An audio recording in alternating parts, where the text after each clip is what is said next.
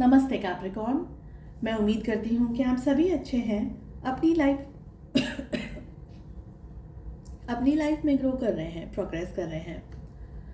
Sending you lots of prayers and best wishes from my side. Please take care, stay safe.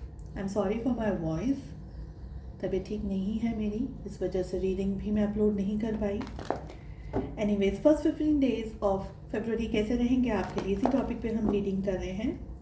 इसके अलावा हमारी अधूरी कहानी no contact situations, entire month of Feb कैसा रहेगा आपके लिए, yearly predictions and yearly predictions of your love life. इन सारे टॉपिक्स पे रीडिंग आपको चैनल की प्लेलिस्ट आई बटन इसी वीडियो की डिस्क्रिप्शन बॉक्स के अंदर एंड स्क्रीन्स के अंदर मिल जाएगी।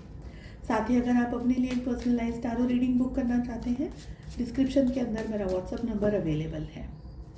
किस एनर्जी में आपको सबसे ज़्यादा रहने की ज़रूरत है, we have guidance and we have projection. किस एनर्जी को अवॉइड करना है, we have mind and we have dream. देखिए, इस समय अगर आप अपनी लाइफ में कोई ऐसी सिचुएशन में स्टक हैं जहाँ पर आपको गाइडेंस की ज़रूरत है, सो प्लीज़ गो अहेड। बात करिए अपने घर वालों से, अपने फ्रेंड्स से, किसी और से भी गाइडेंस अगर आपको लगता है ज़रूरी, सो प्लीज़ गो अहेड।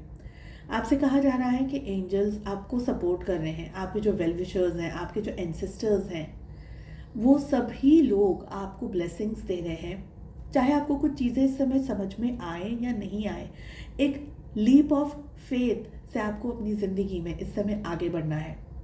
बहुत सी ऐसी बातें हैं जो कि अनक्लियर हैं, अनसेटल्ड हैं, बट दैट इज़ वॉट, आपको काम करते रहना है। और इसी के लिए अगर कुछ क्लैरिटी की ज़रूरत है तो आपको गाइडेंस भी लेना चाहिए। आप पे डिपेंड करता है आप किस पे गाइडेंस लें। अपने ही विचारों में उलझे हुए या बहुत ज़्यादा सोचते हुए या अपनी चीज़ों को ठीक करना पर खुद से ईगो के अंदर इस समय आपको ऑपरेट नहीं करना है। You will have to think कि सारी चीज़ें ठीक होंगी, लेकिन उसके लिए जो स्टेप्स लेने हैं आपको, जो आपका प्रोडक्टिवनेस होना चाहिए, जो आपका काम होना चाहिए, जो आपको फोकस होना चाहिए, वो सही डायरेक्शन में जा रहा है, नहीं जा रहा है। और ऐसे बहुत सारे क्वेश्चंस के लिए आपको अपने भीतर झांकने की ज़रूरत है या किसी से बात करके अपने नॉलेज को और अपने गाइडेंस को बढ़ाने की ज़रूरत है। मुझे ये भी लग रहा है कि आप में से कुछ लोगों की हेल्थ में यहाँ पर इन दिनों में स्ट्रेस आ सकता है, तबीयत खराब हो सकती है, सर्दी जुकाम बुखार, हेडेक, माइग्रेन, ठीक है, मूड स्विंग्स होना, चिड़चिड़ाहट हो जाना, ये सारी एनर्जी दिख रही है। लेज़ी मत बने रहिएगा। कुछ पाना चाहते हैं तो सिर्फ सोचते रहें उस चीज़ के बारे में कि ये करेंगे वो करेंगे। डे ड्रीमिंग जिसे हम कहते हैं, जिसमें प्रोडक्टिवनेस बिल्कुल नहीं होती है, इस एनर्जी से आपको बचना है। काम हो रहे हैं नहीं हो रहे हैं, आपको अपनी तरफ से पूरी शिद्दत से मेहनत करनी है। और इसी के लिए फिर से एक बार कहूँगी कि अगर आपको गाइडेंस की ज़रूरत हो, चाहे जिससे भी आपका दिल करे बात करने के लिए, अपने घर वालों से, अपने दोस्तों से, अपने पार्टनर्स से, सिबलिंग से, स्पाउस से, आपको वो करना चाहिए। ठीक है। हेल्थ का थोड़ा सा ध्यान रखिएगा। इरिटेशन एंड एंगर इश्यूज मुझे दिख रहे हैं। चलिए चेक करते हैं लव लाइफ कैसी रहेगी। We have strength and king of pentacles, sorry, queen of pentacles in your energy, king of wands and seven of wands आपके पार्टनर की एनर्जी में आ रहा है। Seven of cups and judgement आ रहा है, रिलेशनशिप की एनर्जी। बहुत ही स्ट्रांगली यहाँ पर एनर्जीज दिख रही हैं। राशियों की बात करूँ तो 12 के 12 ज़ोडिएक साइंस है रीडिंग के अंदर। देखिए, आप लोग हैं ना, इस रिश्ते में एक स्टेबिलिटी के साथ में, एक स्ट्रेंथ के साथ में जुट करके रहना चाहेंगे, जुटे रहना चाहेंगे, तो ही इस रिश्ते को मैनेज कर पाएंगे। कुछ हद तक आपको अभी इस समय कहा जा रहा है कि आपका फोकस खुद पर होना चाहिए। आपकी हेल्थ, आपके फाइनेंसेस या आपका काम, आपके रिलेशनशिप्स जो भी चल रहे हैं, एक लीप ऑफ फेथ की एनर्जी अगेन यहाँ पर मुझे दिख रही है कि इस लीप ऑफ फेथ की एनर्जी से ही आप इस रिश्ते में आगे क्या करना है और आगे क्या होगा को समझ पाएंगे।